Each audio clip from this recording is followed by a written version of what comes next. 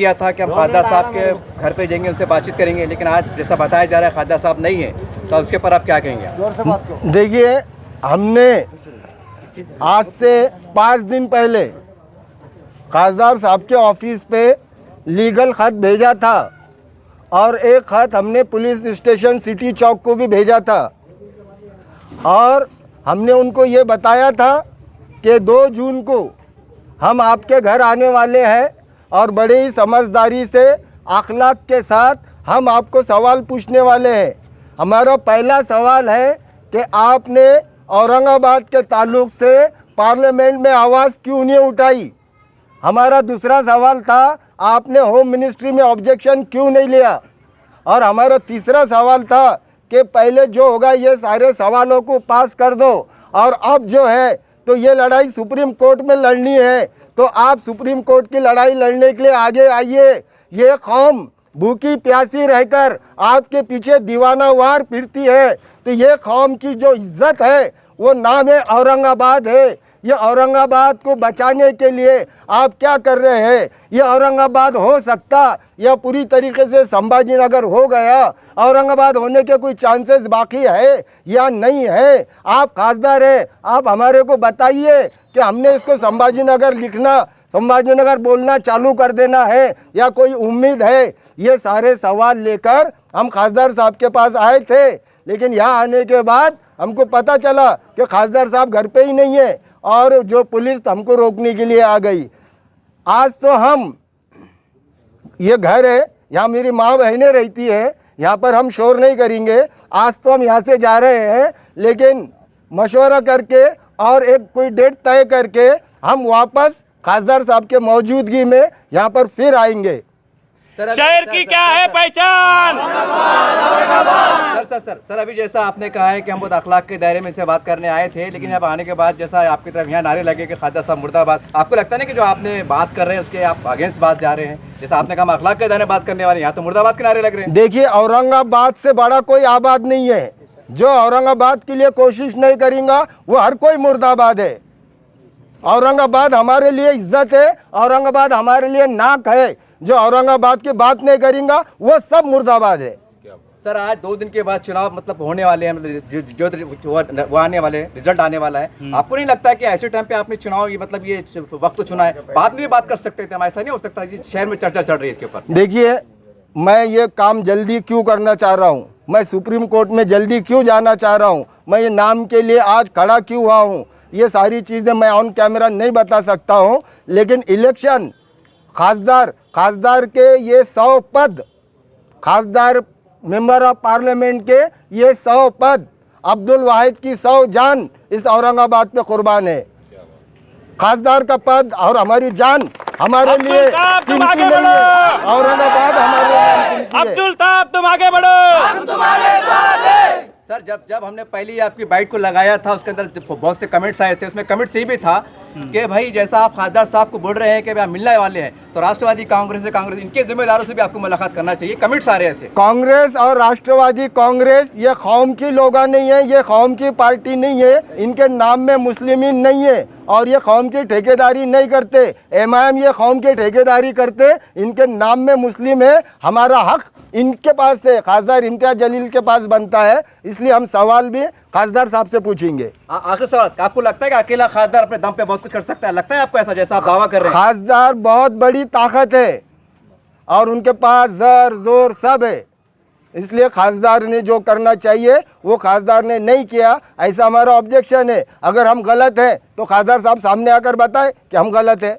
और क्या मांग थी आपकी? मांग क्या है? हमारी मांग ये है कि खासदार साहब ने सुप्रीम कोर्ट में ये केस को लड़ना चाहिए और हमारे एमआईएम के जो प्रेसिडेंट है बैरिस्टर असदुद्दीन ओवैसी, वो बैरिस्टर है, उन्होंने खुद औरंगाबाद का जिम्मा लेना चाहिए कि सुप्रीम कोर्ट में इसको हम लड़ेंगे। हम जिंदगी भर इनकी गुलामी करेंगे, इनकी ज़िंदगी भर इनकी नहीं इनके कारकुनों को भी गुलामी करेंगे, लेकिन औरंगाबाद को ये लोग लड़े और औरंगाबाद का नाम बचाए। औरंगाबाद का नाम हमारी शान है, हमारी इज्जत है। आज हमको ऐसा लग रहा है कि कोई हमारी इज्जत लूट रहा है, उसके लिए ये लोगों ने सामने आना चाहिए। नहीं, कांग्रेस राष्ट्रवादी ने क्या किया फिर नामांकन? कांग्रेस राष्ट्रवादी से हमारे को कोई लेन देन नहीं है। कांग्रेस राष्ट्रवादी वो सभी धर्मों की बात करती, सारी मजहबों की बात करती, एमआईएम ये मुसलमानों की बात करती, इसलिए हम सवाल एमआईएम से पूछेंगे। हमारा कोई पार्टी से ताल्लुक नहीं है, पर जो औरंगाबाद के नाम के लिए आगे बढ़ेंगे हम उसका साथ देंगे। इम्तियाज जलील साहब ने होम मिनिस्ट्री में आवाज़ नहीं उठाए, साहब जाने के बाद लाठी मार रहे ज़मीन पे, क्या फ़ायदा? होम मिनिस्ट्री में आवाज़ उठाना चाहिए था इम्तियाज जलील साहब ने औरंगाबाद के नाम के लिए, आवाज़ नहीं उठाए। पार्लियामेंट के अंदर ऑब्जेक्शन उठाना चाहिए थे, जब नहीं उठाए इम्तियाज जलील साहब ने।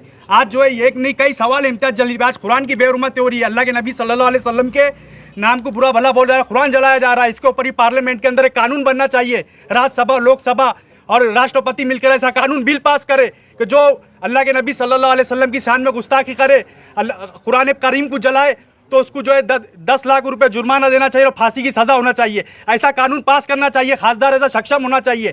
खासदार के ऊपर पावर रहता है, जनता ने चुन के दिया खासदार को। खासदार का क्या काम है? बस ड्रामे करना, प्रोटेस्ट करना। औरंगाबाद सब होने के बाद प्रोटेस्ट कर रहे, क्या फ़ायदा है प्रोटेस्ट करके?